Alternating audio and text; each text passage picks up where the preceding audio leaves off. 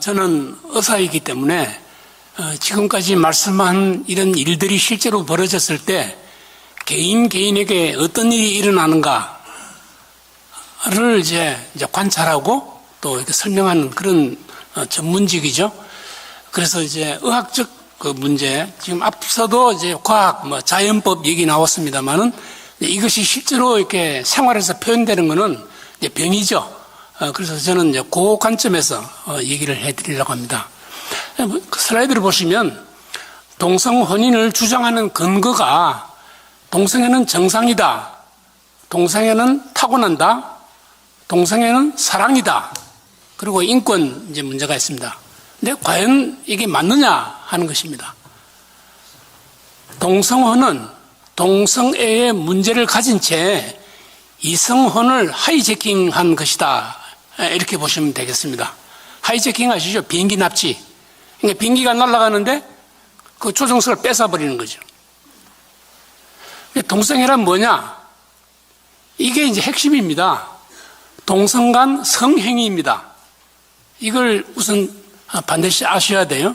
동성애 해서 사랑애자를 쓰는데 이게 사랑이 아니고 우정, 이 사랑이 아닙니다. 말씀하시다시피 형제애, 동지애, 전우애 이런 말을 쓰지만 이게 동성애가 아니에요. 근데 이제 이런 그 동성애라고 이렇게 번역한 게 사실 잘못됐습니다. 영어는 homosexuality입니다. 동성 간에 섹스하는 거예요. 그러니까 이거를 모르고 사랑인 줄 알고 사랑한다는데 어떻게 그걸 우리가 이런 이제 우리가 생각을 하기 쉬운데 이걸 분명히 아셔야 되겠고, 다시 말하면 그 성행위는 학문 섹스예요. 영어로 애널 섹스, 소돔이, 부거리. 소돔이란 말은 그 소돔과 고모라에서 나온 말이죠. 그 다음에 우리말로는 개간, 남색, 비역질. 아주 그 안 좋게 얘기했던 것들입니다. 실제로 이제 어떻게 성행위를 하는가, 이게 이제 통계가 나와 있죠. 이거는 그냥 생략하겠습니다. 실제로 어떻게 해로운가, 동성 간에 사랑하는 게 뭐가 해로운가, 학문 선교를 하기 때문에 해롭죠. 그리고 이게 이제 특히 건강에 안 좋은 게 대변 섹스, 피칼 섹스라고 그럽니다. 그 다음에 이제 피스팅이라 해서 이제 학문과 직장에 이렇게 주먹을 넣거나 병을 넣거나 하는 이런 행동을 합니다. 그래서 이 학문 섹스는 생물학적 감염 교환소라고 말할 수 있습니다. 여기서 이제 병이 발생한다 그 얘기죠. 신체적 합병증은 하도 얘기를 했기 때문에 다 아시니까 넘어가겠는데, 여기서 하나 아실 것은 인유두종 바이러스라고 하는 게 있는데, 이게 성병인데 암을 일으킨다는 걸 이제 아셔야 되겠고, 요즘 간염도 성병입니다. 예. 그 다음에 이제 각종 또 에이즈도 그렇고, 몽키폭스도 역시 암을 일으키고, 그렇죠. 이 정신건강 문제가 있는데요. 이 동성애자들에게 우울증, 불안장애, 약물남용, 자살, PTSD, 식사장애 이런 게 있는데, 이게 이제 사람들은 차별 때문이다라고 얘기해요. 그런데 이제 자세히 한번 보면 우울증이 왜 생기느냐 하면은 어릴 때 트라우마를 받은 것이 많거든요. 그래서 이제 우울증, 불안장애 다 소아기 때, 어릴 때 트라우마를 받았는데, 동성애, 트랜스젠더도 어릴 때 트라우마를 받았다는 논문들이 2020년대 최근에 많이 나오고 있습니다. 다시 말하면 우울증, 불안장애, 약물남용, 자살을 의도하고 동성애하고 원인이 이제 같은 거죠. 그래서 이제 어떤 사람의 그 상황에 따라서 이게 우울증으로 나타나기도 하고 동성애로 표현되기도 하고, 그러니까 동성애자들이 우울증이 많은 것은 이제 당연하게 이제 설명할 수 있습니다. 그러면 사회적 차별을 받는 것이 반드시 우울증을 일으키느냐? 그건 아니죠. 우리 그 심리학도 그렇고 성경에도 그런 말씀이 있습니다만은 고생 후에 성장한다. 그런 말씀이 있습니다. 동성 결혼의 실상은 여러분이 말씀하시지만 원칙의 문제로서 이게 안 된다. 핵심이 불임이에요. 아기를 못 갖는 거죠. 그리고 결혼해도 여전히 건강 문제가 계속되더라 하는 연구들이 있습니다.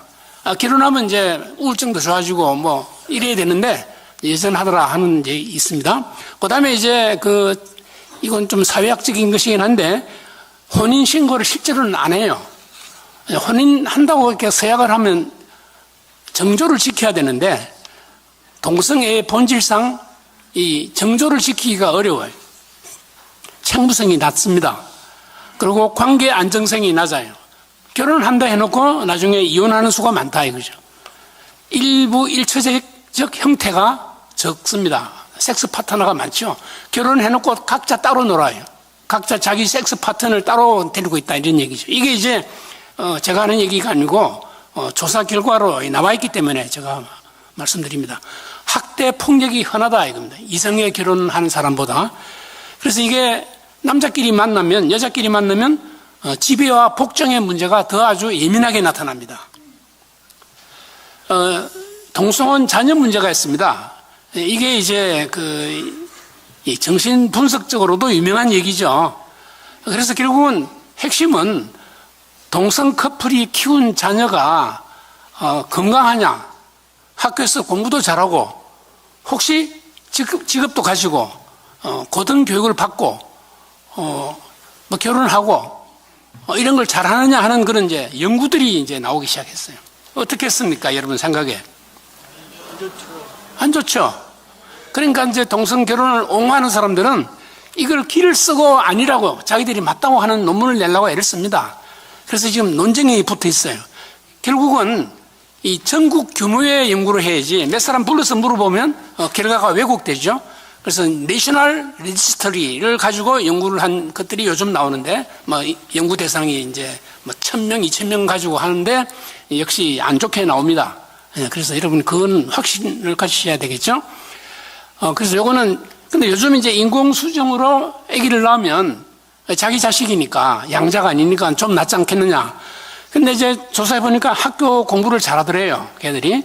그래서 이제 설명하는 분들이 보상 메커니즘 때문이다. 이제 인공수정한다 어쩐다면 일단 부자거든요. 그리고 자기들의 문제를 커버하기 위해서 열심히 아기를 키우고 말해서 우리말로 하면 과외 공부시키는 거죠. 그러니까 학교 성적은 좋아요. 이제 문제는 얘들이 10년, 20년 후에 사회에 나와서 어떤 인성을 가지고 행동하느냐에 대해서는 아직은 연구가 없습니다. 이제 기다려보면 나오겠죠. 그리고 이제 중요한 게 동성 커플이 키운 애들이 나중에 동성애자가 되는 거 아니냐 하는 우려가 있어요. 이것도 연구를 하는데 여기 이제 두 편이 갈라져 있습니다. 우리 생각에는 아이들은 부모를 닮기 때문에 그럴 가능성이 많다고 보죠. 그래서 이제 요즘 이제 동성 커플이 키운 아이들이 위험에 처해 있다 하는 이제 말들이 있습니다. 이 동성 커플이 자주 헤어지니까 아이들이 결과적으로 방치되죠. 그러니까 부모가 이혼하면 아이들이 상처를 받지 않습니까? 같은 것을 애들이 느끼는데 이 동성 결혼자들은 이혼을 많이 한다. 뭐 이런 얘기들이 쭉 이제 나옵니다. 왜 그러면 동성혼을 합법화하려고 그렇게 애를 쓰느냐? 이제 잘 모르겠어요. 이제 물어봐야 될 텐데. 하여튼 지금은 결혼이 주는 사회적 혜택을 자기도 받겠다는 게 이제 표면적입니다. 우리도 이제 복지 혜택을 받겠다. 결혼식을 하면 요란하죠. 이게 이제 보상심리라고 생각하고 가족 가치를 우리가 굉장히 중요시하니까 자기들도 가족을 중시한다는 것을 이렇게 보이려고 하는 대중의 호의를 얻기 위한 전략이다라고 생각합니다. 그 다음에 이제 배후에 이런 걸 주장하고 하는 사람들이 누구냐 하는 의문이 들어요. 동성 결혼을 하자고 주장하는 사람들. 이제 정치적인 목적이 있을 거라, 그러니까 아젠다가 있을 거리라 생각합니다. 그러니까 그 배후에 이런 일을 하는 사람들이 이제 우리가 보기에 성혁명가라고 하는 분들이거든요. 프리 섹스를 주장하는 분이고 모든 성적 억압에서 인류를 해방하자 뭐 이런 얘기를 하는 사람들이니까 듣기는 괜찮죠.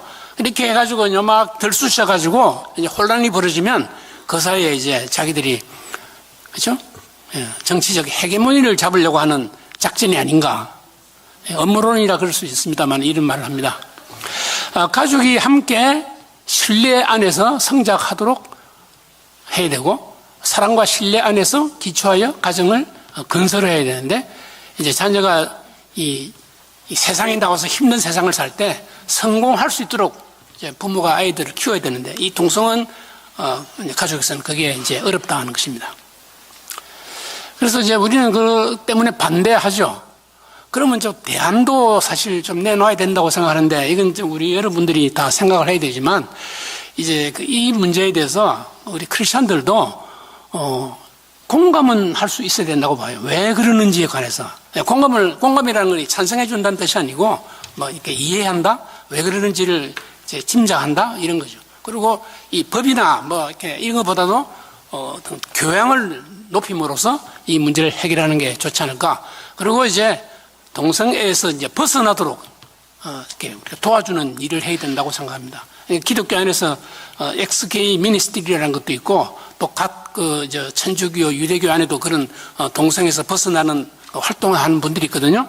우리나라에도 이제 그런 분들이 있고, 또 우리 성과학 연구협회에서도 이제 이 정신치료를 통해서 이런 일을 한다고 생각하고 있습니다. 예, 우리가 할 일은 아까 현 스님도 말씀하셨습니다만, 예, 뭐 빨리 읽어보시면 되겠어요. 끝났습니다. 감사합니다. 네, 고맙습니다.